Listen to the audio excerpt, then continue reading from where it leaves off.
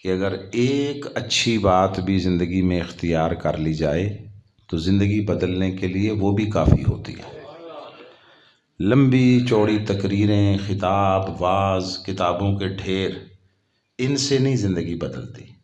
زندگی بدلتی ہے دو چیزوں سے، ایک اللہ کا فضل اور کرم ہو جائے اور ہدایت بندے تک پہنچ جائے، پہلی شے، اور دوسری شے پھر جس تک پہنچے وہ صدق دل، حسن نیت اور پختہ ارادے کے ساتھ اس کو زندگی میں اپنا لے۔ جس کے پاس ہدایت پہنچ گئی اور اس نے اسے لے لیا، قبول کر لیا اور زندگی کا عملی حصہ بنا لیا، اس کی زندگی کامیابی سے ہمکنار ہو گئی۔ اور ایک بات انہوں نے کہی، اب وہ اشعار تو یہ انہی کا خاصہ ہے کہ وہ جو پہلے کہا نا کہ دنیا اتے رکھ فقیرہ ایسا بین کھلون، تو ہوویں تے ہسن لوگی نہ ہوویں تے رون، یعنی تیری کمی کو محسوس کرے۔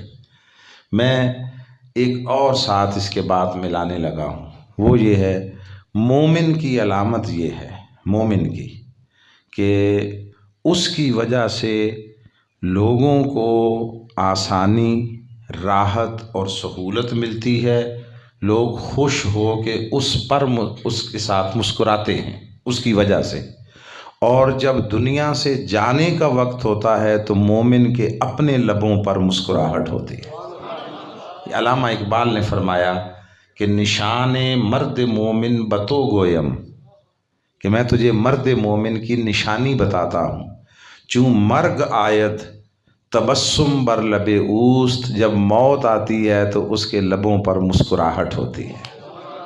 یہ سادہ نشانی ہے۔ دیکھیے نمازیں کتنی پڑھیں اور کتنی قبول ہوئی یہ آپ نہیں جان سکتے، ٹھیک ہے، اور جتنے اعمال کسی نے اپنی زندگی میں کیے ان میں سے کتنے قبول ہو گئے کتنے نہیں ہوئے، میرے اور آپ کے پاس کوئی پیمانہ نہیں ہے، کوئی پیمانہ نہیں، ٹھیک ہے۔ ہمارے پاس ایک ہی پیمانہ ہے، اور وہ کیا ہے کہ جس کے لبوں پر، چہرے پر دنیا سے جاتے ہوئے تبسم، مسکراہٹ اور اطمینان ہو اور اس کے چہرے پر نور ہو، سمجھ لو کہ رب کی بارگاہ میں مقبول ہے۔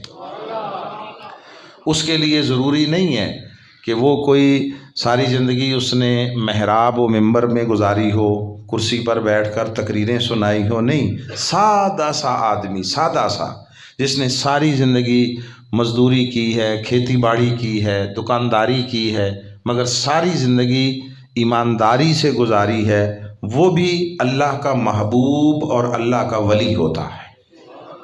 ہم میں سے ہر شخص یہ چاہتا ہے، دعائیں مانگتا ہے کہ میرا خاتمہ ایمان پر ہو۔ بولیے مانگتا ہے دعا یا نہیں؟ موت ایمان پر آئے گی، ہر کوئی چاہتا ہے یا نہیں چاہتا؟ ٹھیک ہے، میں آپ کو اس کا فارمولہ بتا دیتا ہوں، پورے یقین و اعتماد کے ساتھ جو یہ کام کر لے گا اس کو موت ایمان پر ملنے کی ضمانت دیتا ہوں، اللہ رسول کے امر و اذن سے موت ایمان پر آئے گی، یہ ضمانت ہے۔ کیا؟ جو چاہتا ہے کہ اس کی موت ایمان پر آئے وہ ساری زندگی ایمانداری سے گزارے، ساری زندگی ایمانداری سے گزارے، زندگی میں دھوکہ ہو، بے ایمانی ہو، ملاوٹ ہو، چوری ہو، دجل و فریب ہو، حق تلفی ہو، غصب ہو، قبضہ ہو، لوگوں کے ساتھ زیادتی ہو، زندگی ساری یوں گزارے اور پھر چاہے کہ موت ایمان پر آئے، تو ایسا نہیں ہوتا۔ اللہ رب العزت کے اصول ہیں، طریقے ہیں، دستور ہے، سنت ہے اس کی، سادہ لفظوں میں اس نے قرآن مجید میں کہا لن تجد لسنت اللہ تبدیلا، اللہ کی سنت میں تبدیلی نہیں آتی ہے۔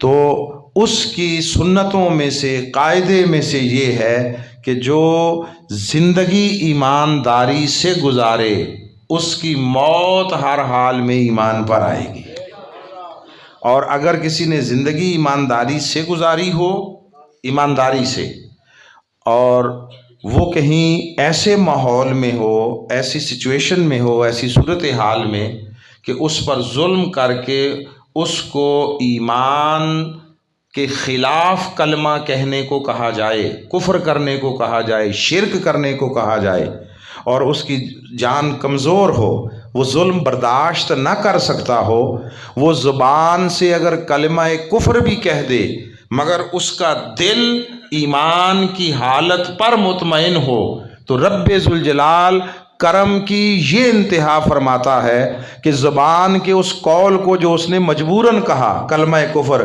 اس کو رد کر دیتا ہے، اس کے دل کے ایمان کی حالت کو قبول کر لیتا ہے۔ یاد رکھیے، اللہ کو راضی کرنا، منانا بہت آسان ہے، بہت آسان ہے، بہت ہی آسان ہے۔ اور وہ کیا ہے؟ سادہ سی بات ہے، آپ رب کو اپنے ساتھ مان لیں۔ مان لیں کا معنی یہ محسوس کر لیں، محسوس کر لیں۔ وہ یہ ملک صاحب بھی ایک بات کہا کرتے ہیں کہ جب ہم کوئی گناہ کرتے ہیں، چوری کرتے ہیں، کوئی اور ایسی نافرمانی کی بات کرتے ہیں، تو ہم مخلوق سے چھپ کر کرتے ہیں۔ مخلوق سے، ایسا ہی ہے نا، دائیں بائیں آگے پیچھے دیکھا، مخلوق سے چھپ کر کرتے ہیں اور مخلوق سے ڈرتے ہیں، اور اللہ سے نہیں ڈرتے۔ جہاں کوئی مخلوق میں سے نہیں دیکھ رہا ہوتا وہاں اللہ تو دیکھ رہا ہوتا ہے نا، اور ہم یہ سمجھتے ہیں کہ شاید اللہ بھی دوسروں کی طرح باہر سے دیکھتا ہے، دائیں بائیں آگے پیچھے اوپر نیچے نہیں۔ اس مغالطے کو ذہن سے نکال دیں۔ مخلوق ساری کی ساری ہمیں باہر سے دیکھتی ہے، اللہ باہر سے نہیں دیکھتا، اندر سے دیکھتا ہے۔ وہ تمہارے اندر چھپا بیٹھا ہے، وہ تمہیں اندر سے جانتا ہے، وہ ہماری نیتوں کو جانتا ہے، ہمارے ارادوں کو جانتا ہے۔ وہ علیم بذات الصدور ہے، جو کچھ سینوں میں، مخلوق میں سے جس سے کوئی واقف نہیں ہے، ہمارے اس ارادے، اس نیت اور اس خواہش سے بھی اللہ واقف ہے۔ تو مخلوق سے نہ پوچھا جائے کہ میری موت ایمان پر آئے گی یا نہیں آئے گی، اپنے آپ سے پوچھا جائے، اپنے آپ سے۔ اپنی زندگی سے جتنی بے ایمانی کی چیزیں ہیں اس میں سارا آتا ہے، جھوٹ ہے، چوری ہے، ملاوٹ ہے، ناپ تول میں کمی ہے، گالم گلوچ ہے، دلوں میں حسد، کینہ، بغض ہے، غیبت ہے، یہ جتنی چیزیں ہیں، جتنی نکالتے چلے جائیں گے ہم، جتنی نکالتے چلے جائیں گے اتنا ایمان اندر پختہ، مضبوط اور راسخ ہوتا چلا جائے گا، اور جتنا ایمان اندر آئے گا اتنا آپ کو اللہ کی قربت کا احساس ہو جائے گا۔ یاد رکھیے، وہ رب ارض و سماوات کی وسعتوں میں نہیں سماتا، یہ ساری کائنات بھی اللہ کے سامنے ایک حقیر ذرے کی حیثیت رکھتی ہے، مگر حدیث پاک سنا رہا ہوں آپ کو کہ اللہ کائنات میں نہیں سماتا مگر مومن کے دل میں سما جاتا ہے۔ مومن کا دل اللہ کا عرش ہے، اللہ کا عرش ہے، مگر اس دل کو اس کے آنے کے قابل تو بنایا جائے نا، اس کے لائق تو بنایا جائے۔ اپنے عرش وہ اونچی جگہ ہے جہاں پر مادی شے نہیں جا سکتی، یاد رکھیں۔ وہ جو اس کا جہان خلوت ہے، وہاں کوئی مادی شے نہیں جا سکتی، ٹھیک ہے؟ وہ اس سے عالم مکان سے اونچا ہے، وہ عالم لا مکان سے بھی برتر و اعلیٰ ہے، وہاں کوئی مادی شے نہیں جا سکتی۔ تو اگر دل مادے سے، یعنی مادے کی محبت سے بھرا ہوا ہو، حرص و لالچ ہے، مال دنیا ہے، شہرت ہے، ناموری ہے، حب جاہ و منصب ہے، یہ ساری مادی چیزوں سے، شہوتوں سے دل بھرا ہوا ہے، تو مادی چیزیں جہاں ہوں گی وہاں وہ نہیں ہوگا، جہاں وہ ہوگا وہاں مادہ نہیں ہوگا۔ تو اپنے دل کو ان شہوتوں سے، مادی محبتوں سے اگر منزہ کر لیا جائے، ان سے پاک کر لیا جائے، خالی کر لیا جائے، تو جو دنیا اور اس کی محبتوں سے دل کو خالی کر لے، اس دل میں آ کے بسیرا کر لیتا ہے، اپنا ٹھکانہ کر لیتا ہے۔ یہ چند چیزیں میں نے ان کی گفتگو کے ساتھ جڑتی، اسی سے میرا ذہن بنا، تو میں نے چاہا کہ آپ کی خدمت میں عرض کر دوں۔ اب جو دو مختلف مقامات سے قرآن مجید کے کلمات وہ تلاوت کیے ان کی بابت چند چیزیں ہم انشاءاللہ کوشش کریں گے پوری کہ اپنے ٹائم کے اندر رہتے ہوئے. ایک مقام عرض کیا میں نے، تلاوت ہوئی جس کی، ان الدین عند اللہ الاسلام، اللہ کے نزدیک دین فقط اسلام ہے. اور یہ آقا علیہ السلام کے آنے سے دنیا میں نہیں آیا، یاد رکھیے. حضرت آدم علیہ السلام سے لے کر حضور تک جس نے بھی خدا کی طرف سے جو نظریہ، جو فلسفہ، جو نظام زندگی لوگوں کو پہنچایا، ہر نبی نے اس کا عنوان ہمیشہ اسلام تھا. حضرت آدم علیہ السلام نے جو تعلیم دی اس کا عنوان بھی اسلام تھا. حضرت نوح نے جو تبلیغ کی اس کا عنوان بھی اسلام تھا. حضرت ابراہیم، حضرت موسیٰ، حضرت عیسیٰ، الغرض جس پیغمبر نے بھی جو دعوت بھی دی ہے ہر زمانے میں، یاد رکھیے اس کا نام، اس کا عنوان، اس کی پہچان اسلام تھا. آقا علیہ السلام نے بھی آ کر اسلام ہی پہنچایا ہے. سو اللہ کے نزدیک، اللہ کی بارگاہ میں دین فقط اسلام ہے. مذہب کئی ہو سکتے ہیں، مذہب، مگر دین فقط اسلام ہے. دین و مذہب میں فرق کیا ہے؟ میں 2 جملوں میں صرف عرض کر دیتا ہوں. جس نظریہ زندگی سے آپ کو جزوی یعنی تھوڑی سی رہنمائی ملے کسی شے کے متعلق، وہ محدود رہنمائی جہاں سے ملے وہ ہوتا ہے مذہب. عمر میں کسی مرحلے کے حوالے سے، کسی شعبہ اور گوشہ زندگی کے حوالے سے، کسی علم و فن اور سبجیکٹ کے حوالے سے جہاں سے آپ کو محدود اور جزوی رہنمائی ملے اس کو کہتے ہیں مذہب. اور جہاں سے آپ کو زندگی کی ابتدا سے لے کر انتہا تک اور اس کے تمام شعبوں اور اس کے تمام گوشوں اور اس کی تمام سمتوں اور جہتوں کے حوالے سے ایسی مکمل کامل ہدایت و رہنمائی ملے کہ آپ کو کسی اور طرف تکنے کی حاجت نہ رہے اور کہیں اور سے رہنمائی لینے کی ضرورت سے آپ کو بے نیاز کر دیا جائے. جہاں سے اتنی کامل، مکمل، اکمل رہنمائی ملے اس کو دین کہتے ہیں. اسلام، یاد رکھیے، اسلام مذہب نہیں ہے، اسلام دین ہے. ہماری بدقسمتی دیکھیے کہ ہم نے اس دین کو کاٹ کر، بانٹ کر فرقوں اور مسلکوں کے نام پر امت کے وجود کو اور اس کے جسم کو ٹکڑے اور لخت کر دیا ہے. ہم نے وہ نام جو اللہ نے ہمیں دیا تھا، ہم نے اس نام کو نظر انداز کر کے اپنے لیے نئے نام اور پہچان کے لیے نئے عنوانات بنا لیے ہیں. اس نے ہمارے لیے ضابطہ زندگی اسلام چنا اور اس نے ہمارا نام اسی نسبت سے مسلمان رکھا.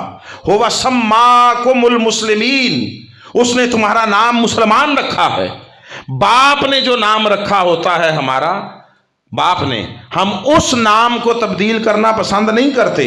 کوئی اس نام کو بگاڑے، کوئی اس نام کو تبدیل کرنا چاہے، ہمیں اچھا نہیں لگتا، ہم اس کے ساتھ لڑتے ہیں، خفا ہوتے ہیں، میرا نام بگاڑا کیوں ہے.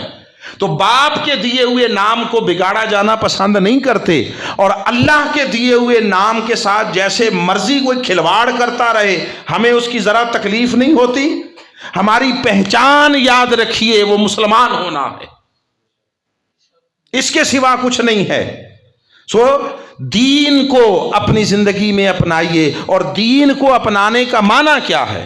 دین کو اپنانے کا معنی یہ ہے کہ آپ اپنی زندگی کے ہر پہلو، ہر مرحلہ عمر، ہر شعبہ زندگی میں فقط دین سے رہنمائی لیں گے، اور ایسی کوئی شے جو اس دین کے ساتھ متصادم ہو، یعنی دین کی تعلیم و تقاضا کچھ اور ہو اور اس فکر و فلسفہ کا تقاضا کچھ اور ہو، وہ ایسے ہر فکر و فلسفے اور تقاضے کو رد کر کے اپنی جبین اور اپنی پیشانی اللہ کے حکم کے سامنے جھکا دینا. اس کا معنی یہ ہے کہ آپ نے دین کو قبول کر لیا.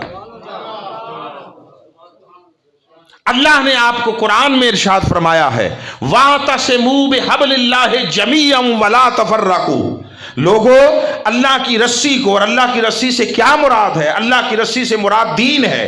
اس کے دو اجزاء ہیں، دو تند ہے، رسی ایسے بنی ہوئی ہوتی ہے نا، بنتے ہیں تو دو وہ تند ہوتے ہیں مختلف، دو تند ہیں جن سے دین کی رسی بنی ہوئی ہے. ایک تند وہ اللہ کی کتاب ہے، قرآن ہے، اور دوسرا تند وہ مصطفیٰ کی سیرت اور سنت ہے.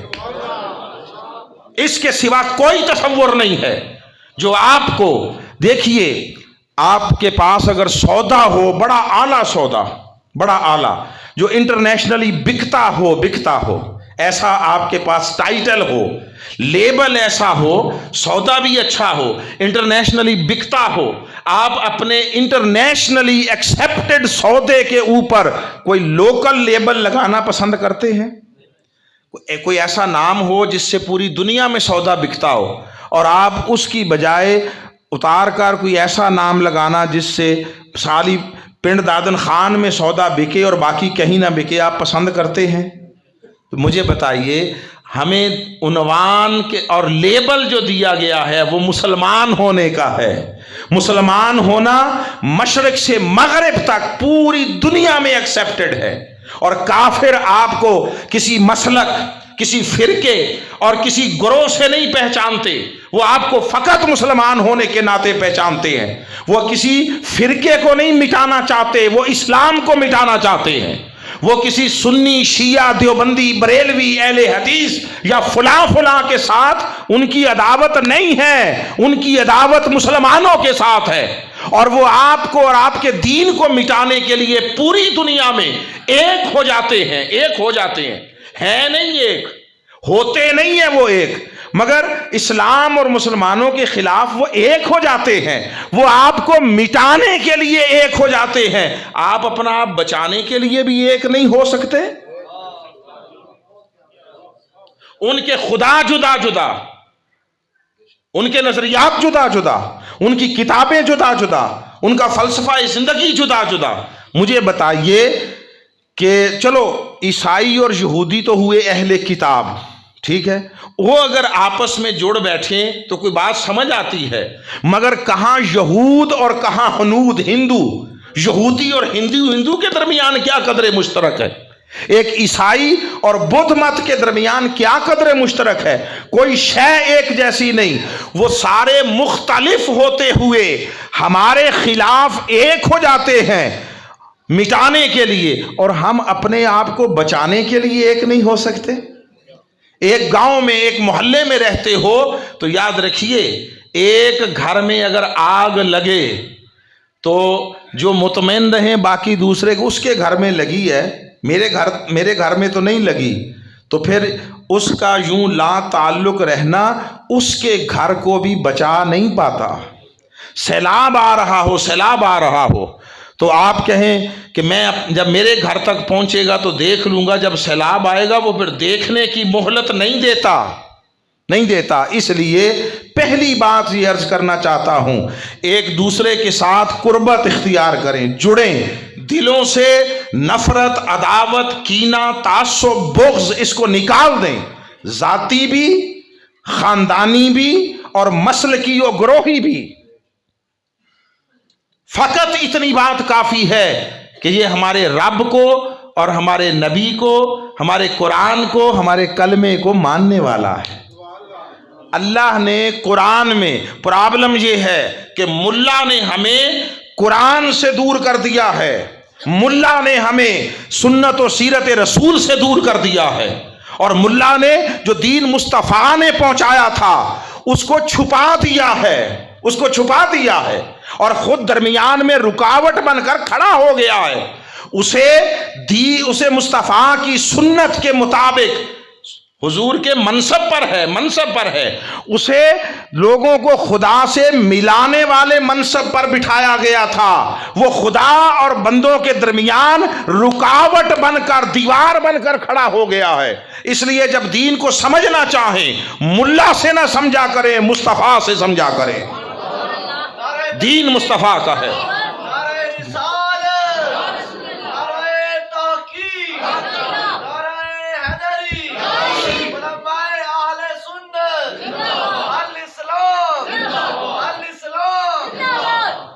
اور میں آپ کو سادہ निशानी बताता हूं, सादा। देखिए, अब हुलिये वज़ाकता को मेयार नहीं बनाया जा सकता, ये बात भी समझ लें। हमने दीनदारी को हुलिये के साथ जोड़ दिया है, वज़ाकता के साथ जोड़ दिया है, कुछ मखसूस किस्म की सरगर्मियों के साथ जोड़ दिया है। मसलन दीनदार कौन है? दीनदार वो है जो दाढ़ी रख ले, वो ज़्यादा दीनदार हो गया। जिसने दाढ़ी नहीं रखी वो छोटा या बेदीन हो गया, ठीक है। जो हर वक्त सर ढांप कर रखे, सर पे टोपी रख ले, वो बड़ा दीनदार हो गया। जिसने नहीं रखी वो छोटा दीनदार हो गया।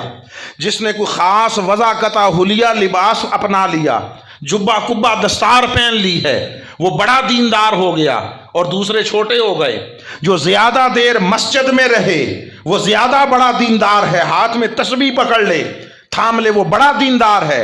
और जो ये ना करे वो छोटा दीनदार। बोलिए ये पैमाने हैं या नहीं है? उसूली तौर पर ज़हन में रख लें, दीन हुलियों का नाम नहीं है, दीन उसूलों का नाम है, दीन ज़ाब्तों का नाम है, दीन कायदों का नाम है। दीन किसी हुलिये को अपनाने का नाम नहीं है। मैं आपको बताता हूं दीन क्या है। जो झूठ बोलता है वो 5 छोड़ के 50 नमाजें पढ़े, मुस्तफ़ा के दीन से ताल्लुक नहीं है। जो सच बोलता है उसने दीन मुस्तफ़ा का दामन थाम लिया। आका अलैहिस्सलाम से पूछा कि मोमिन में क्या क्या ऐब हो सकते हैं? मसलन वो गुनाहगार हो सकता है, वो अनपढ़ हो सकता है, और सारी चीजें हो सकती हैं। मगर इस बात पर आका ने सख्ती से 2 टोक इनकार किया। फरमाया मोमिन कभी झूठा नहीं हो सकता।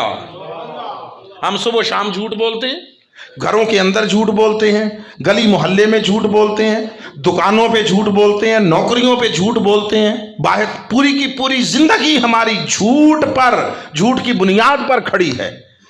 इस्लाम कहां से आया? ईमान की लज्जत कहां से आई? इबादत का ज़ौक़ शौक़ और उसकी हलावत कहां से नसीब हो?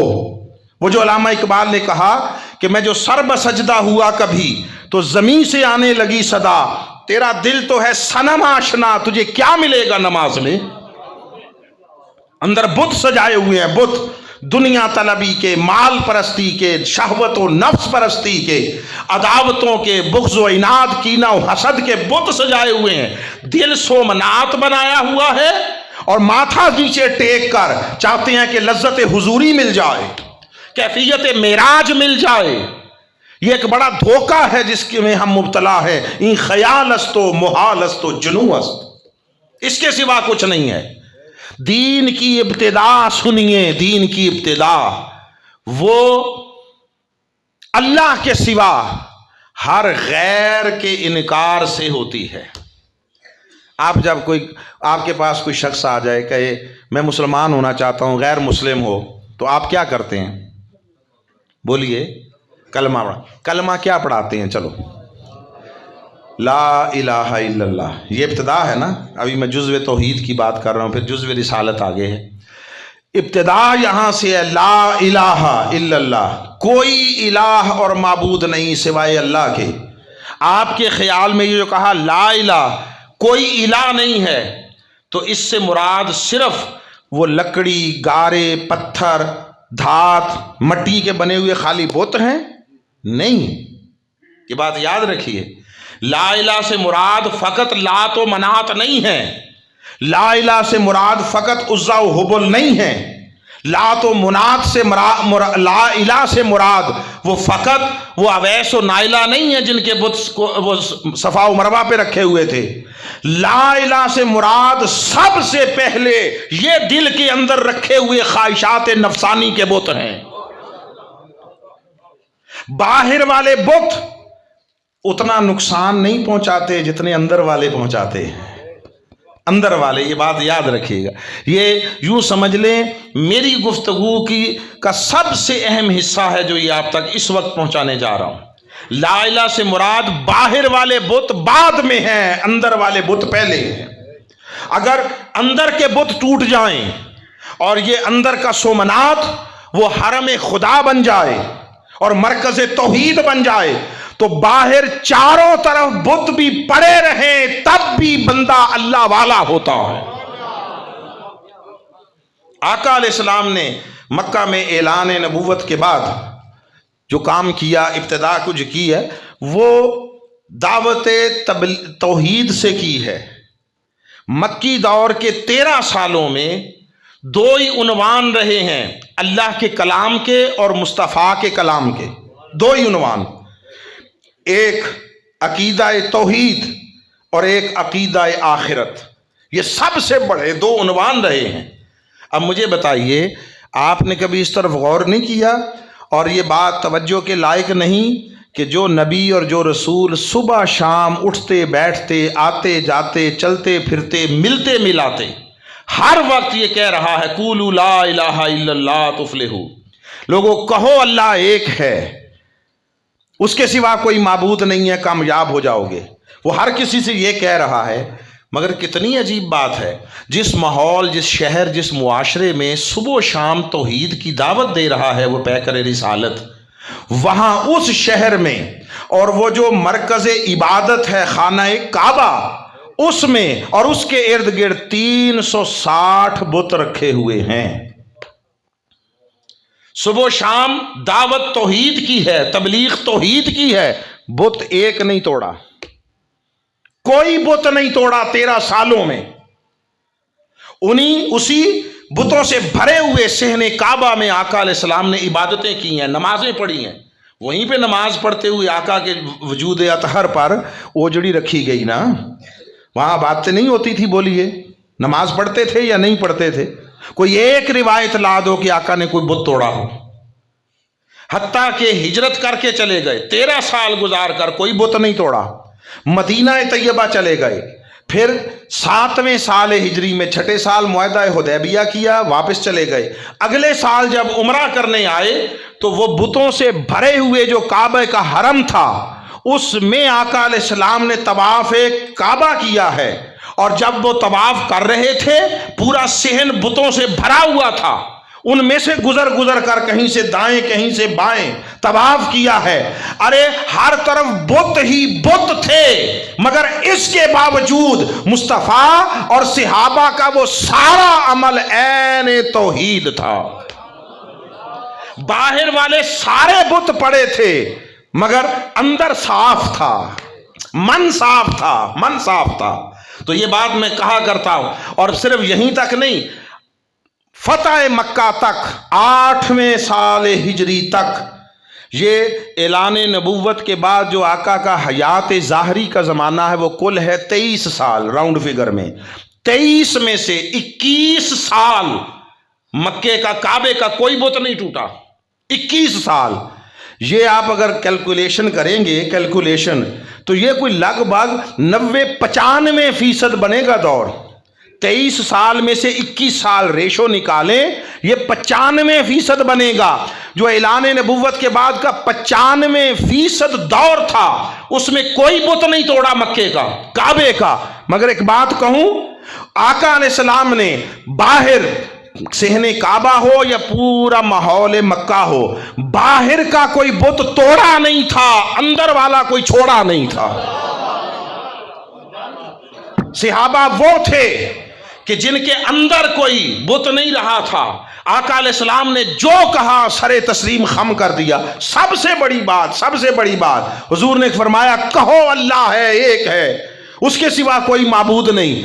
किसी ने देखा था? बोलिए, नहीं देखा। न किसी ने देखा, न किसी ने सुना, न किसी ने समझा। अरे जिन खुदाओं को उस मुआशरे में माना जाता था वो दिखाई देते थे। दिखाई देने वाले खुदाओं को छोड़कर दिखाई न देने वाले एक खुदा को मानना कोई आसान था? कोई आसान बात थी? मगर हुजूर की जात पर एतमाद इतना था कि उनके सामने आका अलैहिस्सलाम ने शब रोज गुजारे थे, तो उन्होंने देखा कि ये जो हमें इतनी बड़ी बात कह रहा है जिसमें इसका लालच कोई नहीं है, इसका मफाद कोई नहीं है, कोई गरज नहीं है, हमसे मांग कुछ नहीं रहा, बल्कि कलमा पढ़ने के नतीजे में दुनिया और आखिरत में अल्लाह की नेमतों और जन्नतों के नसीब होने की बिशारतें दे रहा है, इसका अपना लालच कोई नहीं है। सो वो मुस्तफ़ा को देखकर बिन देखे अल्लाह पर ईमान ले आए थे। अंदर का हर बुत तोड़ दे। हुजूर ने फरमाया जब कलमा पढ़ा, मुआशरा दुश्मन हो गया, घर के अंदर मुखालफत, माहौल व मुआशरे में मुखालफत, रिश्तेदार छोड़े, कारोबार छोड़े, अपने ताल्लुकात छोड़े, हत्ता के बाद सूरतों में मियाँ बीवी के रिश्ते अलग अलग हो गए, हर सब कुछ छोड़ते चले गए, सब कुछ। ये सब कुछ ख्वाहिशात से और इंसान के मफादात से जुड़ा होता है। रिश्तेदार नहीं छोड़ सकता बंदा, माँ बाप नहीं छोड़ सकता, औलाद नहीं छोड़ सकता, उनके साथ मोहब्बत भी होती है, मफाद भी होता है। अरे वो सहाबा कैसे अजीम लोग थे कि जब मुस्तफ़ा ने कहा कि कहो ला इलाहा, तो उस ला इलाहा की पहली ज़र्ब से अंदर पड़े हुए सारे तोड़ दिए थे, रेजा रेजा कर दिए थे। ना रिश्तेदारियों का बुत रहा, ना मफादात का बुत रहा, ना मसलहतों का बुत रहा, ना मोहब्बतों का बुत रहा, सारे बुत पाश पाश हो गए। और मुस्तफ़ा जो छुड़ाते गए वो छोड़ते चले गए। हाय हाय, चूंकि ला इलाहा अंदर उतर गया था, ला इलाहा मन में समा गया था। आज इसलिए मुल्ला वो दीन की बात जुर्रत से नहीं करता कि वो मफादात के चुंगल में जकड़ा हुआ है, वो मसलहतों के जाल में उलझा हुआ है, जाल में। ला इलाहा का माना ही ये है, अब लोग अपनी अपनी ताबीरें करते हैं। ला इलाहा का माना ये है कि कोई ख्वाहिश नहीं, कोई नफ्स नहीं, कोई दुनिया तलबी नहीं, कोई शय नहीं बस सिवाय अल्लाह। जो वो कहेगा वो करूंगा और जिससे वो रोकेगा रुक जाऊंगा। सारा जमाना मुखालिफ हो जाए, सारा जमाना। घर के अंदर भी मुखालफतें थीं, बाहर के माहौल में भी मुखालफतें थी, साबित कदम रहे, साबित कदम रहे। सो अल्लाह ने वो मर्तबा अता किया जो किसी इबादत से, रियाजत से, मुजाहदे से नहीं मिल सकता। ये वो थे जिन्होंने उस दौरे दुश्वार में मुस्तफ़ा का दामन थाम लिया और हुजूर के कहने पर हर किसी से मुंह मोड़ लिया था। तौहीद तो ये है कि खुदा हश्र में कह दे ये बंदा दो आलम से खफा मेरे लिए है। हाय हाय। फिर हर तरफ माहौल में जुल्म हो, जबर हो और इक्तदार हो, वसाइल हो, इख्तियार हो, और कोई एक राई के बराबर भी रास्ता निकलने का ना हो, हर तरफ यजीदियत हो, तब भी हक पर डटे रहना इस्तिकामत के साथ। इसका नाम इस्लाम है, इसका नाम हुसैनियत है। दीन को अगर सीखना हो या मुस्तफ़ा से सीखो या मुस्तफ़ा के घर वालों से सीखो। ऐसे ही एक बात मेरे ज़हन में आ गई। किसी ने हमसे कभी पूछा कि जिस वक्त यजीद तख्त नशीन हुआ और ये सारे हालात हुए, तो क्या और लोग मुसलमान मुआशरे में न थे, सिर्फ हुसैन क्यों गए करबला में? सवाल किया। पूछने वालों का हक है, जो सवाल भी पूछे। मैंने कहा मैं अर्ज़ करता हूँ, हुसैन खाली क्यों गए थे? मैंने कहा मुझे ये बताइए, आपके वालिद या आपके बुज़ुर्ग आपके लिए कोई वरासत, कोई जागीर छोड़ कर गए हों और कोई आदमी उठे या उस पर कब्ज़ा करना चाहे या उसको ख़राब कर रहा हो, तो उसको बचाने के लिए आप जाएंगे या कोई तीसरा आदमी जाएगा? उन्होंने कहा मैं ही जाऊंगा। तो मैंने कहा जब आप ही जाएंगे तो बाबा, दीन हुसैन की वरासत थी, दीन के वारिस हुसैन थे, अहले बैत थे, तो जिनकी वो शय थी वो ना बचाने जाते तो कौन जाता? दीन के मालिक खुदा और मुस्तफ़ा हैं। दीन के मालिक कौन है बोलिए? खुदा और मुस्तफ़ा हैं। दीन के वारिस अहले बैत मुस्तफ़ा हैं। खुदा और मुस्तफ़ा दीन के मालिक हैं, अहले बैत मुस्तफ़ा वो दीन के वारिस हैं। सहाबा वो दीन के दाई और मुबल्लिग हैं, और बाकी सारे क़यामत तक दीन के नौकर हैं। हमें तो यही तकसीम समझ आई है, हमें यही तकसीम समझ आई है। जो यहाँ कुर्सी पर बिठा दिया जाए, कुर्सी पर बिठा देने से कोई मालिक नहीं बन जाता, और मालिक कभी खुद करम करते हैं, शफकत फरमा देते हैं, अपने सामने बराबर कुर्सी पर बिठा दें, तो कुर्सी पर बिठा देने से कोई मालिक नहीं बनता। जिनकी तबीयतों में हया हो, वफा हो, वो बिठा देने के बाद भी ये बात सामने रखते हैं कि मालिक मालिक है, नौकर नौकर है। نوکری ہے دین کی بابا جو نصیب ہو گئی، بڑی عزت کی شے ہے، بڑی عزت کی شے ہے، مگر نوکری 22ویں سکیل کی بھی ہو تو نوکری ہی ہوتی ہے، اس کو سمجھنا چاہیے۔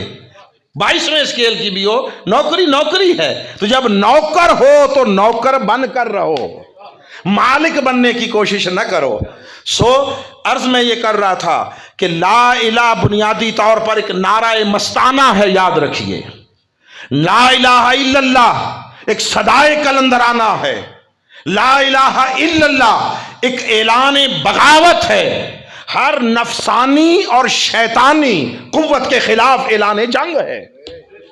اگر آپ کے لا الہ سے وہ ایوان ہائے کفر و باطل لرزتے نہیں ہیں اور شیطان پر ایک لرزہ طاری نہیں ہوتا ہے، اور آپ کے اعلان لا الہ سے اور صدائے لا الہ الا اللہ سے اگر معاشرے میں طاغوتی اور استحصالی قوتوں کو خطرہ محسوس نہیں ہوتا، اور آپ کے اندر نفس اس لا الہ کی زد سے وہ زخمی نہیں ہوتا، تو سمجھو لا الہ الا اللہ نہیں ہے، لفظوں کی جگالی ہے۔ یہ جب من کے اندر سے لا الہ کی صدا بلند ہوتی ہے اور بندہ مومن کے لبوں سے باہر آتی ہے، تو یہ پھر صرف یہاں چند گز کے فاصلے تک نہیں ہوتی، دل مومن سے اٹھتی ہے، مومن کے لبوں اور زبان سے ادا ہوتی ہے، تو یہ کائنات میں افق تا افق پھیل جاتی ہے۔ یہ اقامت دین کا جھنڈا سر بلند کرنے کی آواز ہوتی ہے، اس کے ذریعے شیطان پر موت وارد ہوتی ہے۔ لا الہ اس کا نام ہے۔ جو یہ لا الہ اپنے من میں اتار لیں، یہ بات بڑی اہم ہے، یاد رکھیے۔ ایک اصولی طور پر ذہن میں رکھیے کہ اس دنیا میں جو ہم زندگی بسر کر رہے ہیں، اس کا اختتام جس موت پر ہے، وہ موت زندگی کو ختم نہیں کرتی ہے۔ یہاں سے اس دنیا میں 150-60 سال کی زندگی بسر کر کے جب ہم مکمل کر کے یہ والا دور حیات جاتے ہیں، تو زندگی ختم نہیں ہوتی۔ زندگی صرف ایک حال سے دوسرے حال میں اور ایک جہان سے دوسرے جہان میں منتقل ہوتی ہے، بس۔ اور موت کے اندر اتنی طاقت ہی نہیں ہے، جرت نہیں ہے، موت کی اتنی توانا نہیں ہے کہ وہ زندگی کو مٹا سکے، یاد رکھیے۔ موت اللہ کی مخلوق ہے، حیات اللہ کی صفت ہے۔ مخلوق کی یہ مجال کیسے کہ وہ اس کی صفت کو مٹا سکے؟ اب آپ سنتے ہیں ساری زندگی، بچپن سے سنتے آئے، کوئی اس کے لیے بڑا دینی نالج ہونا ضروری نہیں ہے کہ قبر میں عذاب اور ثواب ہوتا ہے، یہ تو سنتے ہیں نا۔ مجھے یہ بتائیے، اگر زندگی رہی نہیں، موجود ہی نہیں ہے، تو ثواب و عذاب کس کو دیا جاتا ہے؟ یہ جو اس زندگی کے اختتام پر موت آتی ہے، جسے ہم کہتے ہیں، وہ کافر کو بھی ختم نہیں کرتی، مومن کو کیسے ختم کر سکتی ہے؟ کافر بھی ختم نہیں ہوتا۔ قبر میں کافروں کو بولیے عذاب ہوتا ہے یا نہیں ہوتا؟ کوئی ہے تو ہوتا ہے نا، اگر ہے ہی نہیں تو عذاب کس کو ہوتا ہے؟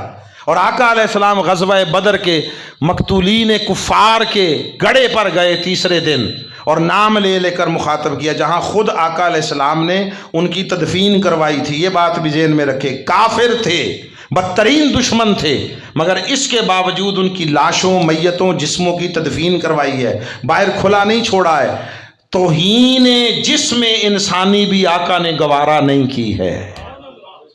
اس لیے میں نے کہا دین مصطفیٰ سے سیکھیں ہم، تو ان کے میتوں کو بھی یا ان کے جسم و لاشوں کو بھی اس میں ڈال کر ایک خشک کنویں میں آقا علیہ السلام نے مٹی ڈلوا دی تاکہ بے حرمتی نہ ہو۔ تو تیسرے دن گئے، نام لیا، اے عتبہ، اے شیبہ، اے ولید، اے فلاں، اے فلاں، سنو ہمارے ساتھ ہمارے رب نے جو مدد و نصرت کا وعدہ کیا تھا اور فتح کا وعدہ کیا تھا، پورا کر دیا۔ بولو تمہیں جس عذاب کی میں نے خبر سنائی تھی، پہنچا یا نہیں پہنچا؟ بولیے، پڑھی آپ نے روایت یا نہیں پڑھی؟ اگر وہاں ہے کوئی نہیں تو حضور کس سے کلام کر رہے ہیں؟ اچھا، اس پر حضرت عمر نے پوچھا، چونکہ ابتدائی زمانہ ہے، آہستہ آہستہ اسلام دین کی تعلیمات آگے بڑھ رہی ہیں، تو انہوں نے پوچھا یا رسول اللہ آپ 3 دن کے مردوں سے کلام کر رہے ہیں؟ تو آقا سادہ جملہ فرما دیتے ہاں، ایک لفظ کہتے ہاں، یہ نہیں فرمایا. فرمایا عمر بس کرو، تم ان سے زیادہ نہیں سنتے. یہ جو قبروں کے اندر پڑے ہیں نا، تم سمجھے تم باہر کھڑے ہو سانس لے رہے ہو، تو یہ اندر سانس نہیں لے رہے، تم ان سے زیادہ نہیں سنتے. فرق بس اتنا ہے کہ یہ سنتے ہیں، جواب نہیں دے سکتے. ٹھیک، اب مومن اور کافر کا موٹا سا فرق بتا کر اختتامی کلمات کی طرف چلا جاؤں گا، اور وہ یہ ہے کہ یاد رکھو، مومن ہو یا کافر ہو، موحد ہو یا مشرک ہو، اپنی قبر میں سب زندہ بھی ہوتے ہیں، سنتے بھی ہیں. اس میں کوئی تخصیص نہیں ہے مومن و کافر کی، سب قبروں میں موجود بھی ہوتے ہیں اور سنتے بھی ہیں. فرق صرف یہ ہے کہ سنتے تو دونوں ہیں، کافر جواب نہیں دے سکتا، مومن سنتا بھی ہے، جواب بھی دیتا ہے. یہ میں ولیوں کی بات نہیں کر رہا، نبیوں کی بات نہیں کر رہا، میں ہر وہ شخص جو صاحب ایمان مرا، خواہ گناہگار ہو، فاسق و فاجر ہو، وہ اپنی قبر میں زندہ بھی ہوتا ہے، سنتا بھی ہے. اگر کوئی کہے کیسے، تو بتاتا ہوں. ہر مسلک کے نزدیک متفق علیہ مسئلہ ہے کہ جب آپ قبرستان میں جائیں تو کچھ کہنا ہوتا ہے یا نہیں کہنا ہوتا؟ پوری دعا ہے، مگر پہلا جملہ تو سب کو یاد ہے نا، کیا پڑھتے ہیں؟ بولیے، اونچا بولیں سارے، جس کو پتا ہے. السلام علیکم یا اہل القبور. جی ہے کوئی نہیں تو ندا اور خطاب کے صیغے سے کس کو سلام کروایا جا رہا ہے؟ میں نے گفتگو شروع کرنے سے پہلے آپ سے کوئی کلمہ کہا کیا؟ السلام علیکم. یہ جو میں نے کہا السلام علیکم، آپ سب زندہ ہیں یا نہیں ہیں؟ آپ سے کہا. جو میں نے السلام علیکم کہا اور جو قبرستان میں جا کر السلام علیکم کہتے ہیں، کوئی زیر زبر کا بھی فرق ہے؟ وہاں ساتھ تخصیص کے لیے یا اہل القبور لگایا تاکہ کوئی اس کا اور مطلب نہ لے لے کہ جی وہ جو وہاں باہر بیٹھے ہوتے ہیں، کوئی قبرستان والے، کوئی وہ قبر کھودنے والا گور کن، شاید ان کو سلام ہے. نہیں کہا، ساتھ کہو یا اہل القبور، تاکہ پتہ چلے کہ شریعت آپ کو یہ جو قبروں کے اندر لیٹے ہوئے ہیں اور کب سے پڑے ہوئے ہیں کوئی پتہ نہیں، صدیوں سے بھی پڑے ہیں، سلام کرو. بے شک گزر صدیاں گئی ہیں، اب بھی ہر کوئی زندہ ہے، سنتا ہے اور جواب بھی دیتا ہے، جواب بھی دیتا ہے. یاد رکھیے، بس ہم ان کا جواب نہیں سن پاتے، ان کی فریکوینسی جدا ہے، پچ جدا ہے، ہم نہیں سن سکتے. یہ جو آپ فون پہ بات کر رہے ہوتے ہیں، سنتے ہیں، تو وہ اسی ماحول سے، اسی فضا سے گزر کر آ رہی ہے نا آواز، آپ کانوں سے سن سکتے ہیں؟ بولیے، براہ راست اس کے بغیر، فون کے بغیر کانوں سے سن. آپ اپنا فون لے کر بیٹھے ہیں، میں اپنا فون لے کر بیٹھا ہوں، آپ اپنے کسی کے ساتھ بات کر رہے ہیں، وہ اپنا کسی کے ساتھ. جس کے ہاتھ میں فون ہے وہ اس فون سے کنیکٹڈ فرد کے ساتھ بات کر رہا ہے، سن بھی رہا ہے اور اپنی بات سنا بھی رہا ہے. ٹھیک ہے، تو اگر ہمیں سنائی نہیں دیتی تو اس کا مطلب یہ نہیں ہے کہ وہ بولتے نہیں ہیں، وہ بولتے ہیں. اس کے لیے بھی کوئی ڈیوائس چاہیے ہوگی، کوئی ڈیوائس چاہیے. وہ ڈیوائس یہ ہے، اور اس ڈیوائس کو ایکٹیو کرنے کے لیے اور اس ڈیوائس کو چلانے، جیسے انہوں نے مثال دی کہ یہ بیٹری ختم ہو جائے، فون آپ کا اگر 4 5 10 لاکھ کا بھی ہے، بیٹری ڈیڈ ہو جائے تو بولیے آپ کچھ کر سکتے ہیں؟ نہیں کر سکتے. اسی طرح ہمارے دل کی بیٹریاں ڈیڈ ہوئی پڑی ہیں، یہ خواہشات کے بوجھ سے، اور اس کے اندر بھی وائرس آ جائے تو بسا اوقات یہ کرپٹ ہو جاتا ہے پورا سسٹم. آپ کو نئے سرے سے پورے سسٹم کو انسٹال کروانا پڑتا ہے. آپ چلے جاتے ہیں وہ سافٹ ویئر والوں کے پاس کہ نیا کروائیں، اور سافٹ ویئر والا پہلی بات یہ کہتا ہے آپ کو کہ اس کے اندر جو پہلا ہے سب کچھ وہ ختم ہو جائے گا. یہ دل کی بیٹریاں ڈیڈ ہوئی پڑی ہیں، اس لیے سن نہیں پاتے.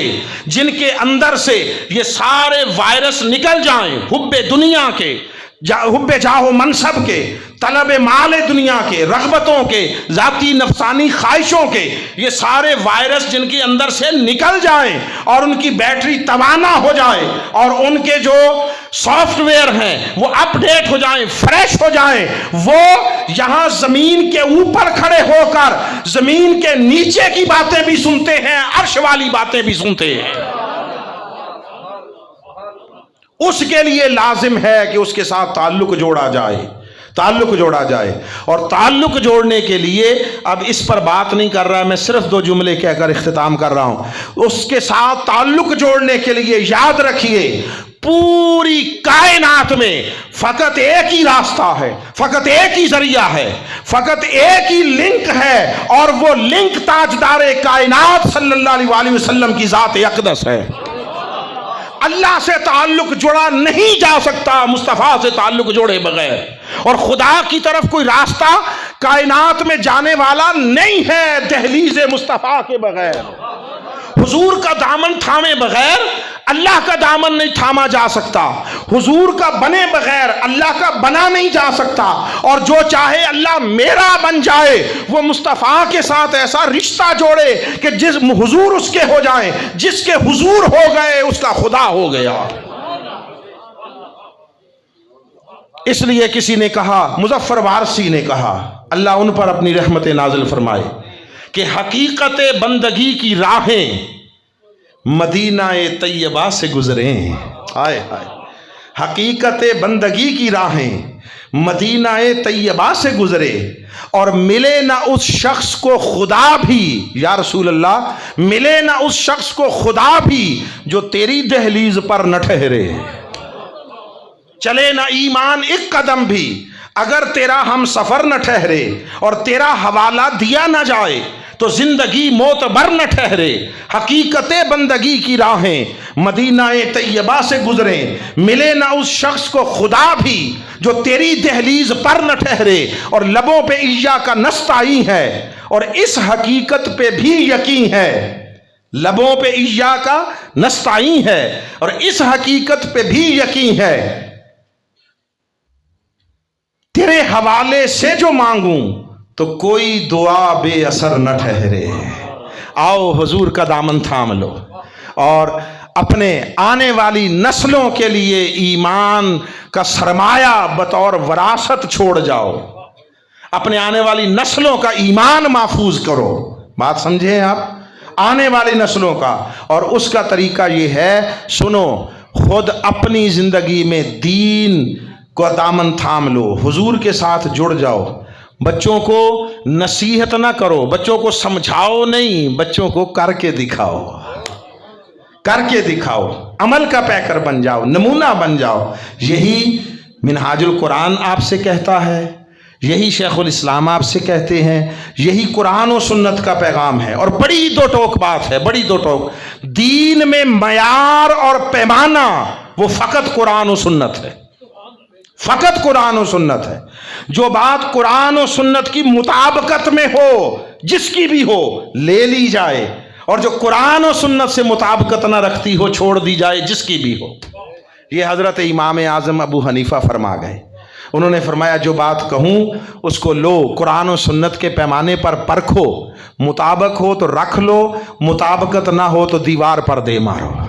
یہ پیمانہ اپنائیے خدا کے لیے، گروہی، فرقہ وارانہ، مسلکانہ دیواروں کو گرا دیں، اور ان خولوں سے باہر نکلیں، اور اسلام کے وسیع تر اور عظیم تر مفاد کو اپنے مد نظر رکھیے۔ اپنی اولادوں کو مسلک وسلک نہ پڑھائیں، دین مصطفیٰ پڑھائیں، دین والے بن جائیں، دین والے۔ جو نقطہ نظر مسلک جس کا بھی جو ہے، یہ بات سمجھ لیں، دین سمندر ہے، مسلک ندی نالے ہیں۔ دین کل ہے، مسلک چھوٹے چھوٹے جز ہیں۔ اگر کل سلامت ہے، درخت سلامت ہے، تو شاخیں ہری بھری رہیں گی۔ دشمن دین کے اور آپ کی جڑ کاٹنے کے لیے پلاننگ کر رہا ہے اور عمل کر رہا ہے، اور ہم اپنی اپنی شاخوں کا تحفظ چاہتے ہیں، اس کی حفاظت چاہتے ہیں۔ یہ بڑی نادانی کی بات ہے۔ آؤ حضور کے دین کی خاطر جڑ جاؤ، حضور کے دین کو مقدم جانو، اپنے مفادات پیچھے کرو، دین مصطفیٰ کا مفاد اس کو اپنے سامنے رکھو۔ رب ذوالجلال ہمیں اپنے دین کا صحیح فہم بھی عطا فرمائے، عمل کی توفیق بھی عطا فرمائے، اور رب ذوالجلال ہمیں نفس کے وسوسوں سے، شیطان کے حملوں سے، اور زمانے کے فتنوں سے اللہ محفوظ فرمائے۔ وما علینا الا البلاغ۔